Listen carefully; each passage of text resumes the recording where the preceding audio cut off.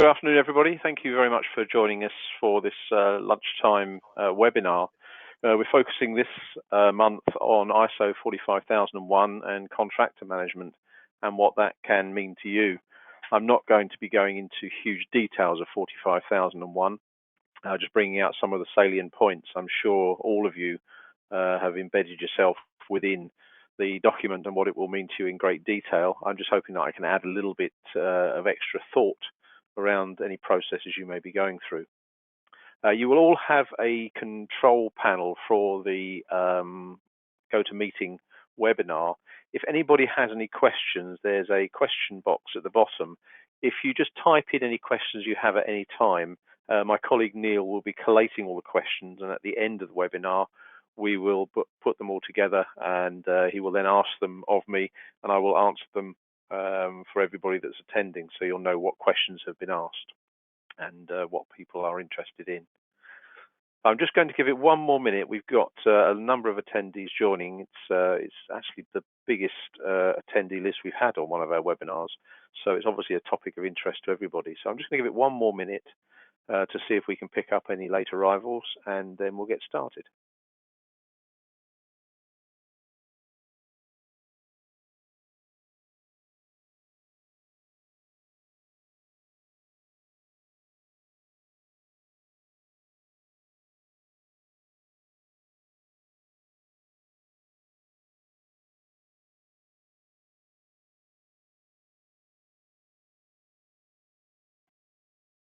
Okay, we've had a couple more join literally in the last few seconds. So I will start the recording now. And please remember that you can always download this. You'll be sent a link at the end of the session. And you can always download this and circulate it to any colleagues or listen to it again yourselves, should you want to. So the topic this month is ISO 45001 and contractor management. And what is this actually going to mean to you? So what changes is ISO 45001 going to bring? There are a number of key ones. ISO 45000 is anticipated to replace the existing 18001 standard over a 3-year period from the point of issue. I'm not actually sure at what point it was issued. I think it was March 2018. But so there is a 3-year period during which time you have a chance to get yourselves together and get certified to 45001. But there are some key differences within that 45001 standard. In simplistic terms, it's extending the old responsibilities under 18001, which previously only employed to employees of your company. And it's now to cover anyone who's working on site, and that means your contractors as well. So they have to be treated in the same way. Now, as an organization, it's your responsibility as part of your OHSAS management system, which is a key part of the 45001 certification, to make sure that hazards are communicated and to evaluate and control all of the risks arising from a different combination now of things. Firstly, you're looking at how contractors' activities and operations can impact your organization's workers. You're looking at how the organization's activities and operations can impact the contractor workers, how the contractor workers and operations relate to other parties in the workplace, and also how the contractor's activities and operations impact on the contractor's workers themselves. So it's a much broader scope of responsibilities. In essence, you're treating your employees and your contractors the same way under your new OHSAS management system.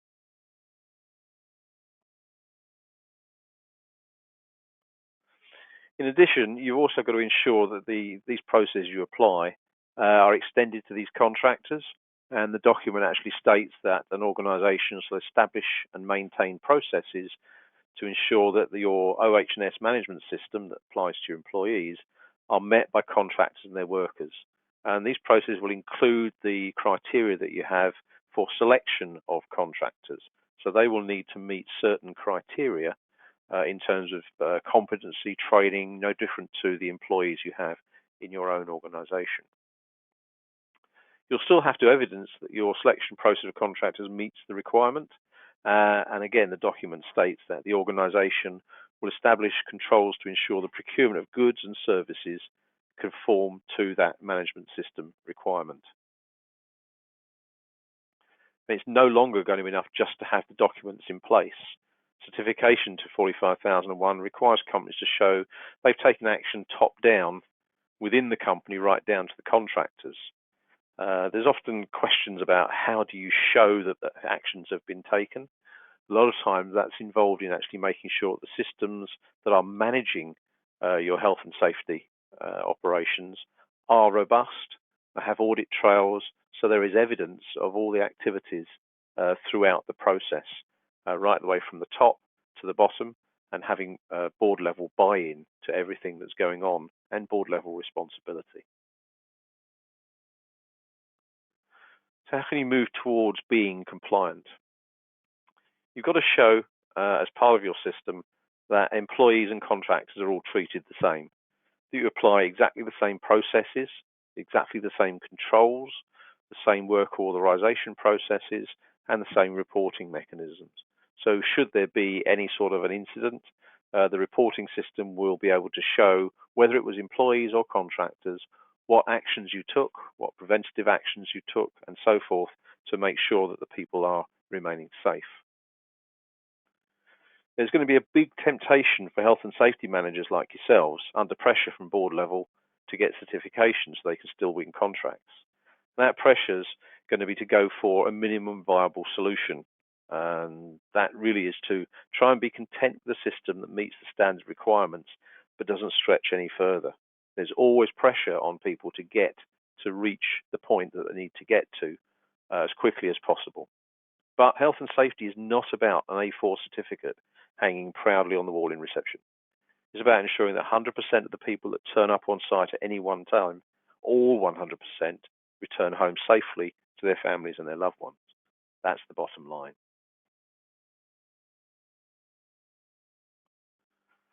Now, there's never been a better time to consider automating areas of the health and safety process. Given the board pressure and attention on achieving certification, you'll certainly have the leverage and hopefully the budgets to ensure that your organization gets certified and continues trading and winning contracts where ISO 45000 is a prerequisite. Even better, many of the solutions out on the market can assist you in having a more robust system, streamlining and automating the processes that you have to define and bringing high levels of visibility to yourselves, your management, and the health and safety authorities. Remember, we had a webinar back in March for any of you that attended that one about getting C-level buy-in.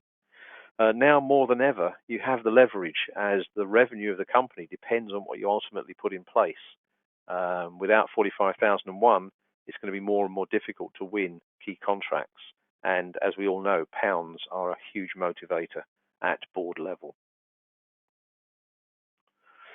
So worker management, and I've changed it from contractor management business to worker management because this has to apply to whether it is a contractor coming on site to do work for you or whether it's your own internal employees undertaking the work for you.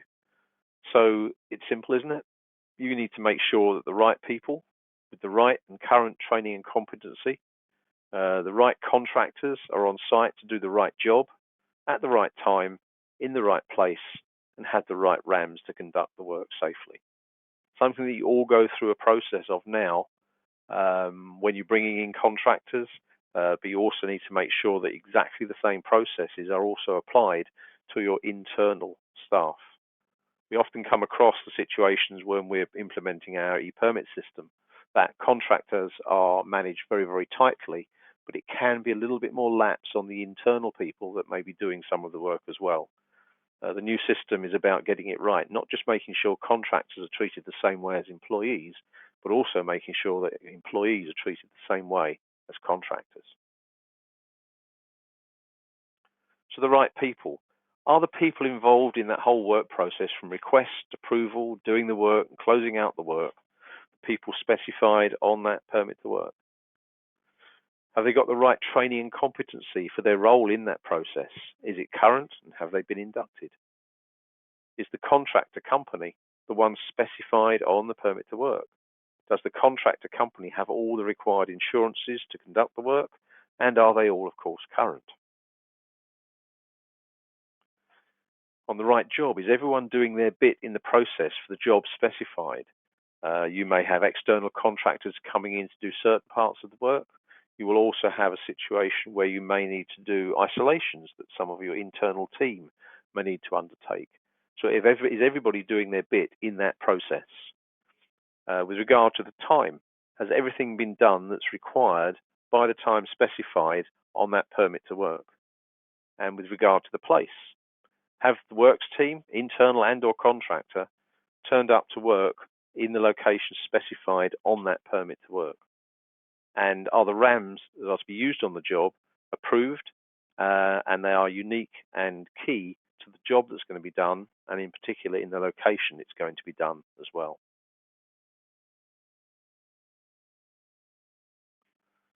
So to have a look at some of those things, I'm going to just drop into the e-permit system and just take you through some of those processes to see how it can now be applied to both workers and employees within the system.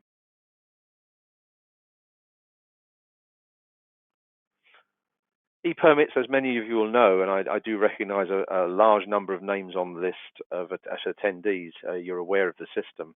E-permits is about making sure that any jobs that are being done are totally compliant with your health and safety regulations, making sure that the right people are in the right place at the right time, doing the right job with the right RAM.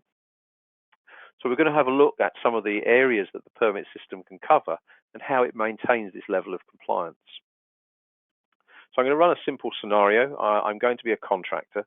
I'm going to raise a permit request, and we're going to then see how the system goes through and manages that permit request, whether it was an internal employee or an external person. So a simple scenario is you've given me a call. I'm going to create a permit request to do some repair work. I'm going to replace a condenser on an air conditioning unit, and we're going to see how that generates and what alerts can be generated in that process. So to create a request, I simply state which site I'm coming to and who I'm going to be working for. I may be working for the company, I may be working for an FM company, I may be working for a tenant. Depending on who I select, it kicks off a completely different workflow process for the approvals. So I'm coming in to work for an FM company, and now I'm going to select people, my staff from my contractor company, as to who's going to do the work. And if it was your own employees that are going to do the work, you would go through the same process, selecting them so the system can do cross-checks against training, competency, and so forth. So I'm selecting a chap called Steve. The system will populate his mobile number, so that will all appear on the list. And he's going to come in and do some replacement work. We'll send a chap called Frederick on the team. We're going to come in and do the work on the 26th. We'll start at 9. We'll finish on the same day, and we'll aim to finish at, let's say, 3. So I've specified the things that we're going to do. Now I need to specify the job that's going to be done. So I'm going to be working on the air conditioning heating system. I'm going to be doing some repair work. I'm going to replace a condenser.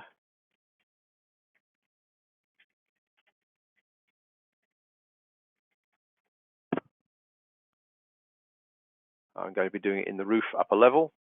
And when I have this, here are the only RAMs that are in the system that are appropriate for the air conditioning units. So here's the one I want. It's to do condenser replacement. Get my spelling right.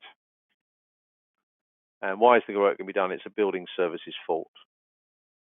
So I'm going to be working above plant. I go to the next step. And the system will now show me any alerts and warnings. First of all, it's showing me an amber warning. So I've set in the system a 3-day lead time. So specialist contractor asking to do this work in 2 days' time. It doesn't stop the permit request going in, but what it does do is it warns me that there is insufficient lead time and my request may not get approval. If I had any red warnings, such as, for example, if Frederick wasn't authorized to do the work or didn't have the training to do the work, I wouldn't be able to submit this permit request. It would be locked until I changed the staff so that everything was compliant from a training and competency perspective. And other things such as inductions, if Steve induction hasn't been completed or it's now out of date, that would show up as a green warning, and that would then enable me to make sure that Steve did his induction before the work started. So if I now submit that permit request, as the contractor, I've now done my job. I've got an access permit from 9 till 3, and I've got a work at height permit, and I can specify any times that I want for the additional permits, the high-risk permits. But I'll leave it at that same time because I'm climbing the ladders to get into the roof area. So I've now submitted that permit request. It's gone. It's now in my list of requests awaiting approval, and an email will now be sent to the relevant authorities at the receiving company, who will now go through an approval process.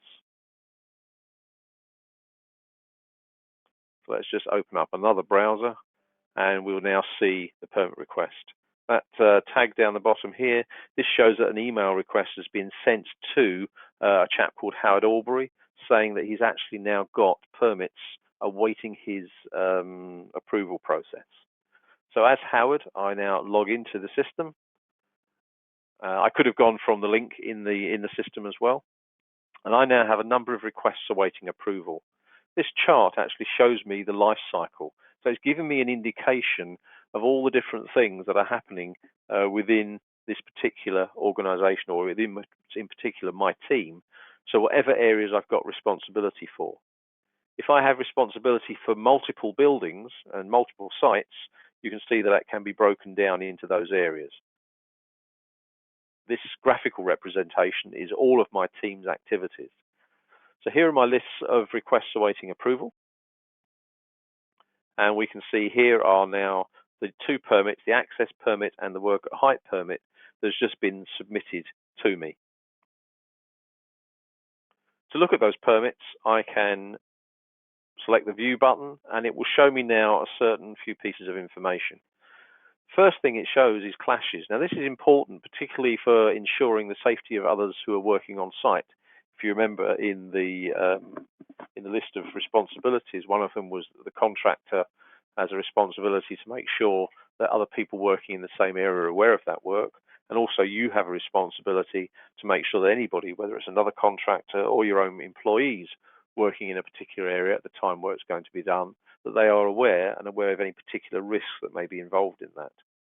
So the system brings up what we call clash information. So we have no services clashes, so I've not got people working on the air conditioning unit itself. We have no dependent services clashes. Dependent services mean, for example, one job would require the water on, one job will require the water off. They are mutually exclusive, so they can't actually happen together. But I do have a location clash. So I've actually got another job taking place in that same place at the same time. And I can now review those permits as well. So I can see who it is that's coming on board. So I've got two guys from this contractor called Alan and Larry. I can see what they're going to be doing. They're actually doing some inspection and observing and doing a routine inspection of the AHU systems.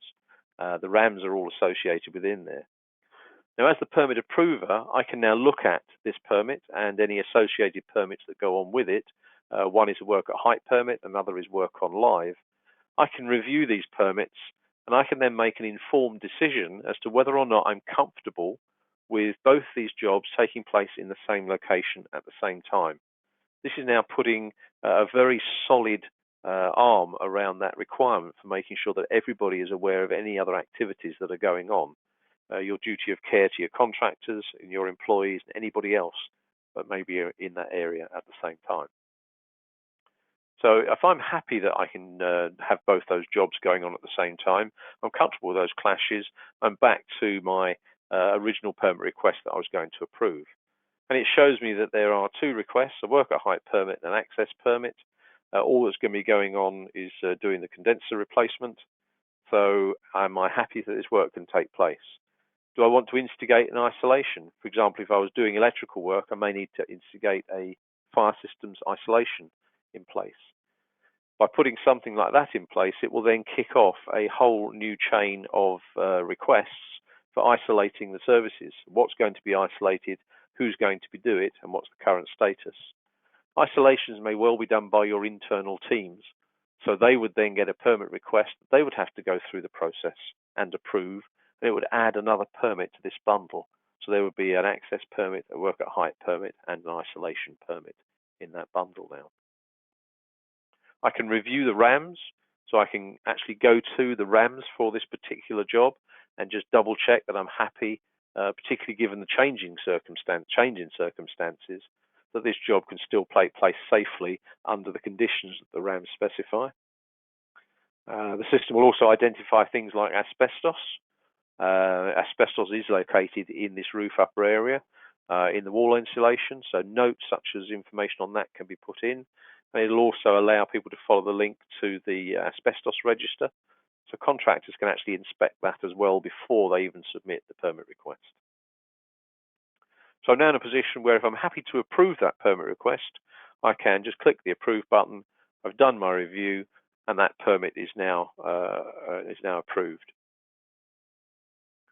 The other permit here, 720, this was the work at height permit. That may well go to different people. The access permit may be going just to the site manager, so he's aware of what's going on, but high risk permits will go to different people. In this instance, someone probably in the health and safety. So when they look at their permit request, they'll see exactly the same information. They'll see the checklists that will appear on the permit to make sure, so this is your safety checklists that have to be completed before the work commences, and all the same warnings and information, and also they can review the RAMs as well to be sure from their perspective. And they also then have the ability to reject. So any one approver in the process has the ability to reject the permit because of that. If I'm happy, I can approve that permit request, and it is now completed, and it is now an approved permit. So here they are. Here are the approved permits in the list. I'm now in a position where I can print them. When I print permits, it'll create me a PDF, and this is the document that will actually now be visible. This is the document that will now be in a PDF format that can be on a tablet. You can have it on your smartphone. You can print it out on paper. Whatever your current processes are, the system can replicate this. And it gives you details about the permits. Again, all the people that are involved.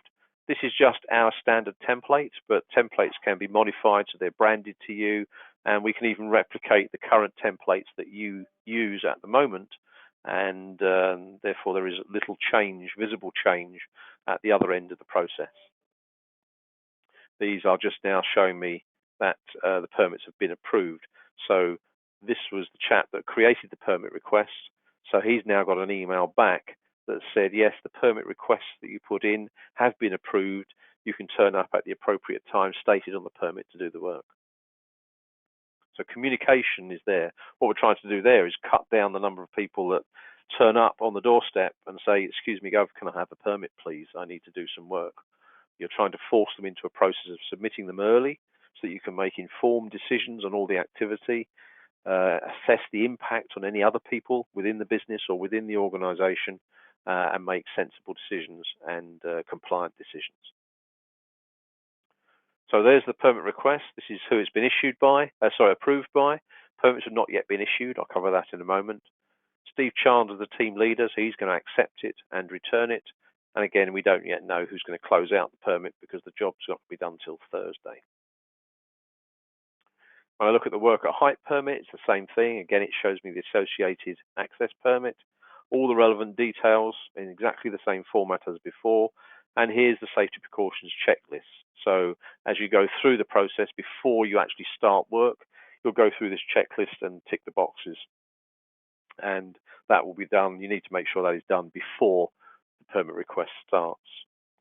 In our new release, we'll actually be putting an additional block in that says until this safety precaution checklist has been completed, permits can't be issued.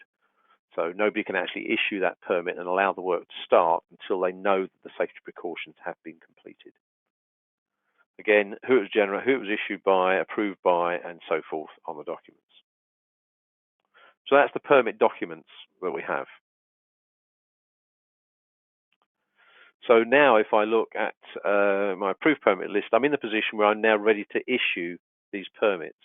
As I said, issue is generally done at the point of work.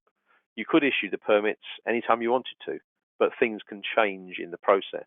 So if I issued these permits now to specialist contractor, what we may find is that Larry is sick when it comes to Thursday. He wants to send someone else on the job.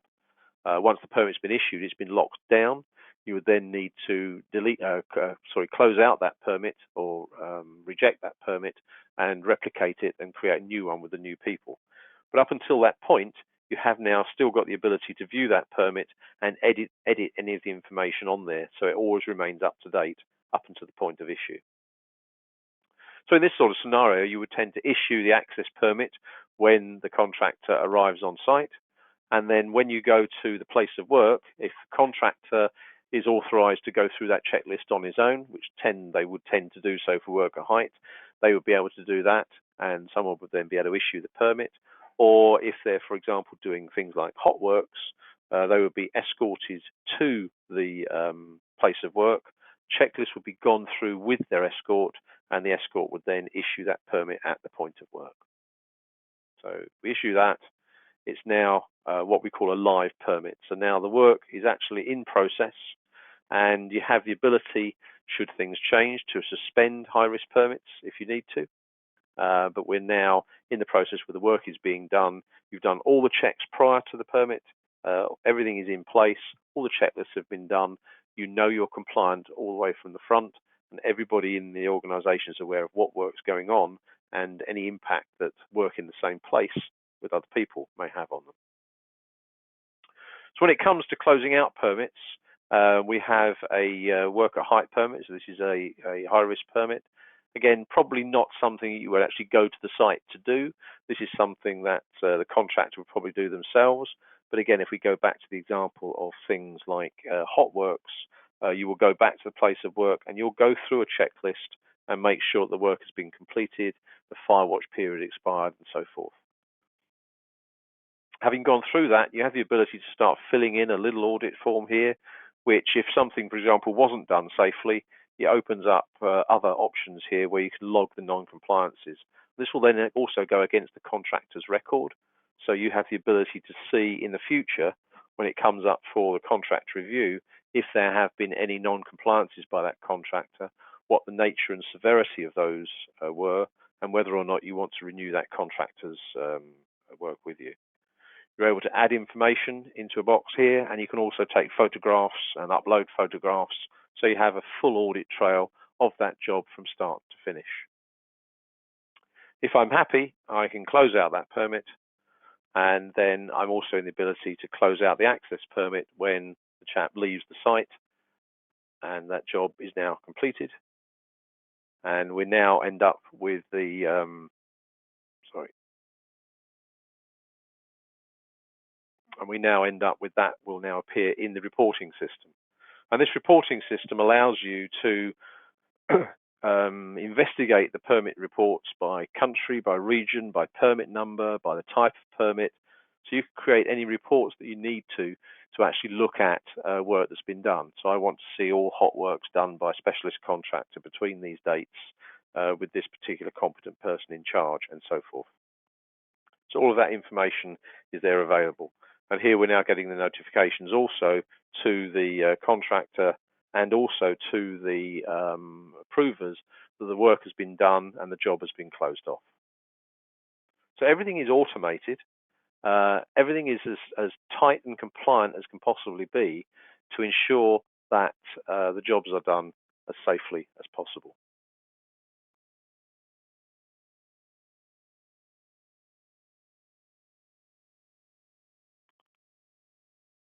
So when we go back to the presentation, hopefully what we've been able to see is just briefly discuss the issues that 45001 will bring to your organization in terms of the way that you have to manage contractors and employees. And hopefully, again, the example system that I've shown you of an e-permitting system. There are obviously other health and safety systems that will have equal capability in making sure that things are kept safe, but we obviously focus just on the permitting side of things. Shows how systems can actually provide you with that very robust background so that you have an ability to show an audit trail of everything that you've done and that you've done everything possible to ensure that things are safe. That visibility is what will help with that 45001 certification. As we saw in the slide, that visibility is not just about having documents, it's about showing the visibility that everything is being done properly from top to bottom. So that concludes the brief webinar on that topic. If anybody has any questions, Neil, do you have anything for me that's come up during the session? Yeah, we do actually have some questions, Richard. The first one is around the fact, it says, I can see from the demo that contractors are checked, but how is this done for employees who may be working? And then what training records are held and managed for employees? And related to that is, what if we have a separate training management system? Are we duplicating records?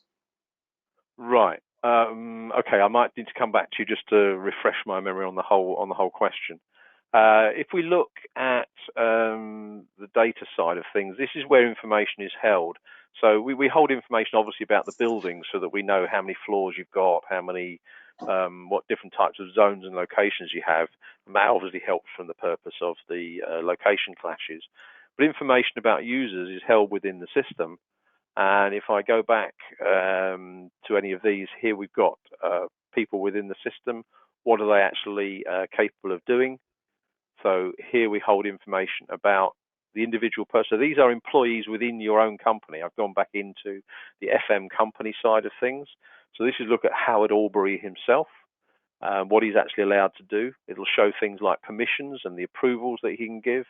So I go to the approvals, it'll show that he's actually authorized to approve access, hotworks, pretty well every permit that comes in. And he can also approve any business risk and any security risk permits that come through as well. It'll also show lists of his competencies. So there will be areas of training for achieving that level of approval. Those will be kept within the system.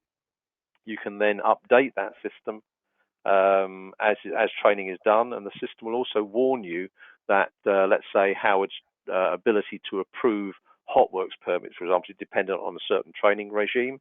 If that training regime is actually coming to an end and it's going to expire, the system will provide warnings to the organisation that Howard needs to have his training updated.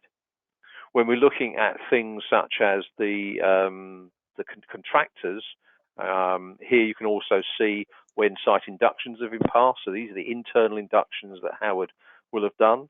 The arrows indicate you can actually upload documents to this to support that training and competency information, and also things such as working at height. So is Howard is trained in basic working at height, which basically these days means anything above 1 inch off the floor, but he doesn't have things like training in steps and ladders work and so forth. And that's probably right for someone who's an approver, a health and safety approver. But as a contractor, if I'm coming in to do the work, contractors will need to have some of these boxes ticked as well. So if I'm going to be doing work that requires a MUP and the box here says no, then I won't be allowed to submit a permit request to you for work for this particular individual on a MUP. Similarly with things like hull varnish and asbestos. So all sorts of training records are kept within the system. We do have clients that keep obviously employees' data in here as well as contractor data. Just going back to the question, Neil, you mentioned something in there about. Yeah, what if we have a separate training management system? Are we actually going to be duplicating records between that system and e-permits? Yeah. Yeah, we have clients with both types. Some clients will retain the training and competency within e-permits itself. Others who've got a training and competency system for their internal staff will obviously use the system that they have, and therefore you can set and default all of your employees to yes, for example, in this area. So therefore the system won't take any notice of the internal employees' training and competency. But it will obviously do so for the contractors. So you can mix and match how you want in that respect. As I say, some clients we have put their internal workers training and competency within the system, and the system tracks it and monitors it, and obviously then the audit trail is always there. But others who use a training and management training competency system will use that as the preference, and then rely on that to generate the level of competency for those people. Okay, second question, Richard, was how do we ensure that our contractors adhere to our health and safety system and processes, in particular ensuring that they keep their training records up to date? And related to that, what happens if we have a panic repair? How do we know what impact that may have on other employees and contractors on site? Right. Let me go back to the contractor.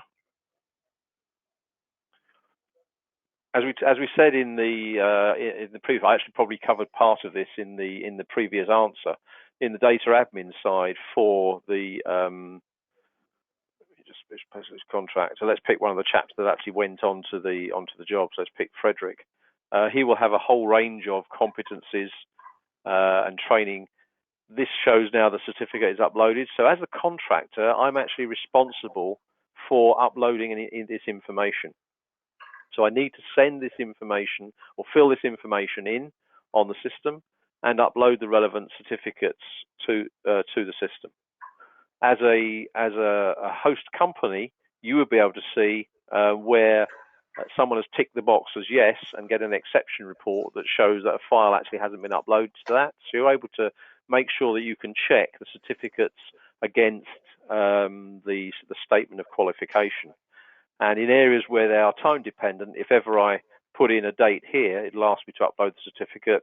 And then 1 year or 2 years, whatever the time period is from this date, it will then make sure that training is there.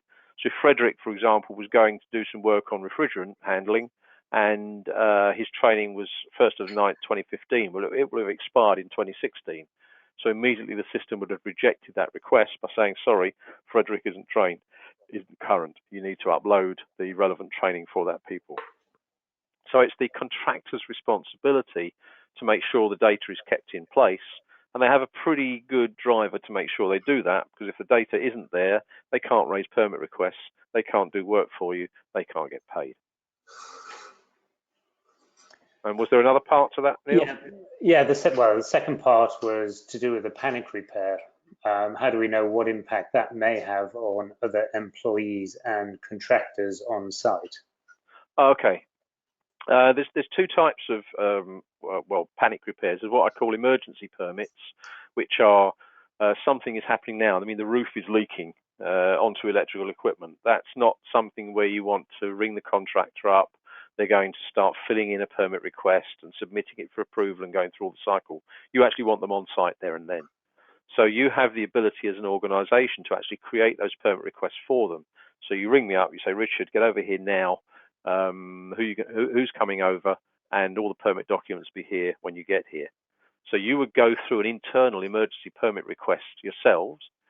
You would actually then see if there were any other activities that impacted that work that's going to be done, or if anything was planned to do on that. You have the ability then to either reject those permits if the repair work is significant enough that you need to stop all work in the area, or as we saw in the demonstration, you can actually assess whether or not that is something that you want to do or not. The other types are short-term work.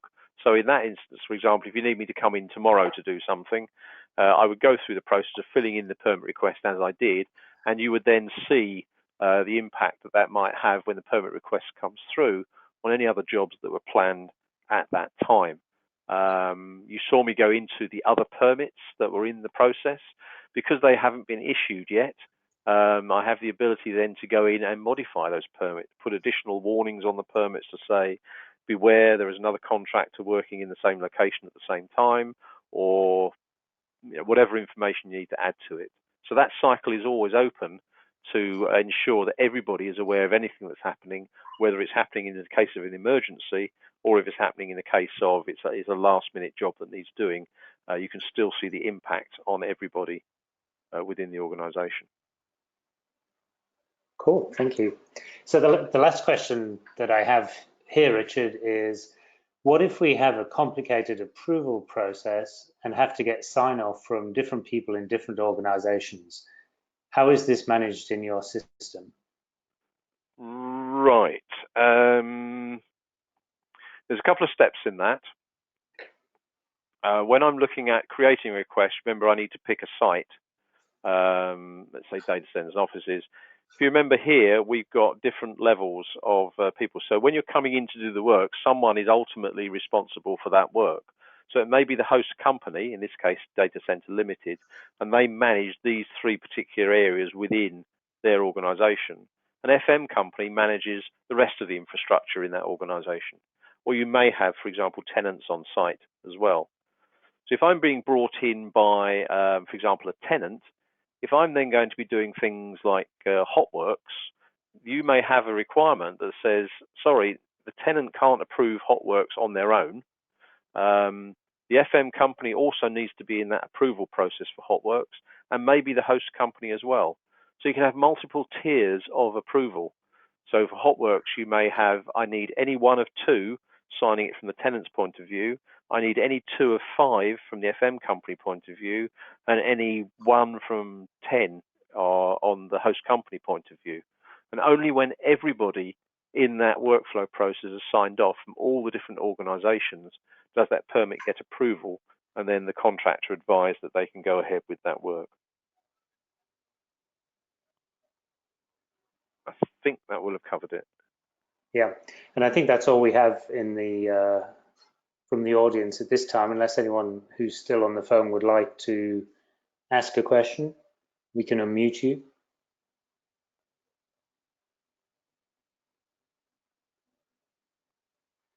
Okay, doesn't look so, but thank you very much indeed for your participation. I hope you found it of interest. Everybody that registered for the webinar will get a link to be able to allow them to access the system at a later date.